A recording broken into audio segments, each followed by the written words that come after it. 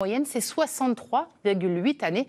Et vous le voyez, donc, cet écart se réduit largement quand on prend ce critère. Merci Aurélie. Et nous allons rejoindre à Metz, sur le campus du Saulcy, Bernard Friot. Bonsoir monsieur, vous êtes sociologue, économiste et professeur émérite à l'Université de Paris-Nanterre et vous animez ce soir un débat sur les retraites. Vous venez de l'entendre, tous les pays européens ont déjà fait cette réforme de repousser l'âge de la retraite. On l'a vu jusqu'à 65, 67 ans. Pourquoi elle ne serait pas nécessaire en France? La France peut-elle faire exception? Bien sûr, pas parce que nos voisins font des bêtises qu'il faut qu'on fasse pareil, hein. C'est tout à fait évident. Ce qui est toujours ignoré dans les discours sur l'âge de la retraite, c'est qu'on fait comme si l'âge de la retraite c'était l'âge de la fin de l'emploi, alors que c'est pas vrai du tout, hein. Absolument pas. À 60 ans, il n'y a plus que 48% des personnes qui sont dans l'emploi. 48% seulement. Vous en avez 20% qui sont en retraite anticipée, en retraite longue durée, en arrêt longue maladie, etc. Vous en avez 7% au chômage, puis vous avez les autres qui sont là, vulnérables sur le marché du travail. Et si on passe de 62 à 64 ans, ben ma foi, au lieu d'être pendant 2 ans vulnérables, ils le seront pendant 4.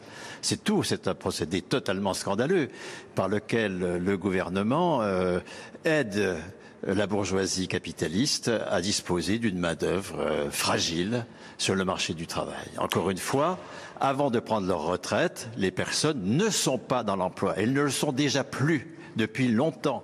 C'est ça qu'il faut absolument dire et répéter, et qu'il est scandaleux de laisser sans emploi et sans retraite des personnes qui sont en réalité vulnérables sur le marché du travail. Il faut bien sûr qu'ils aient leur retraite, un point c'est tout.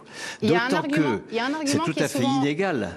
Il y a un argument qui revient souvent justement sur ce que vous évoquez, et c'est celui de dire que si on repousse l'âge de la retraite, les seniors auront plus largement du travail. Argument, j'imagine, que vous récitez? Mais vous rigolez. Mais c'est totalement faux. Il n'y a aucune corrélation entre le recul de l'âge de la retraite et le recul de l'âge du dernier emploi. Aucune. En aucun cas, le fait d'augmenter l'âge de la retraite n'a augmenté la durée d'activité des retraités, des personnes. Au contraire, ça a augmenté la durée de ou un moment où ils sont pendant des mois, des années, vulnérables sur le marché du travail, prêts à accepter de l'auto-entreprise, prêts à accepter des CDD de mission, prêts à accepter de l'activité de clic sur Internet, oui. Une main-d'œuvre corvéable à merci. Monsieur Friot, en France, on l'entend, la retraite a toujours été un sujet compliqué, peut-être plus qu'ailleurs d'ailleurs. Pourquoi les Français sont si attachés aux 60 ans pour partir en retraite? C'est ce qu'on entend souvent d'ailleurs. Mais c'est précisément parce que de toute façon, à 60 ans, ils ne sont plus dans l'emploi. Si vous voulez, là, à partir de 50 ans, on devient senior. Je ne sais pas quel âge vous avez, mais il y a un moment où on n'a plus vraiment droit à la formation. Il y a un moment où, en cas de licenciement, on est licencié en majorité. Il y a un moment où, si on cherche un emploi, on ne trouve plus un emploi aussi qualifié que celui qu'on avait avant. Et c'est la cinquantaine. Et donc, les salariés qui, à 60 ans, sont déjà plus que pour la moitié dans l'emploi, ils subissent déjà depuis 10 ans la ségrégation que l'on impose aux seniors, qui est tout à fait symétrique de celle qu'on impose aux jeunes sous la forme de l'insertion.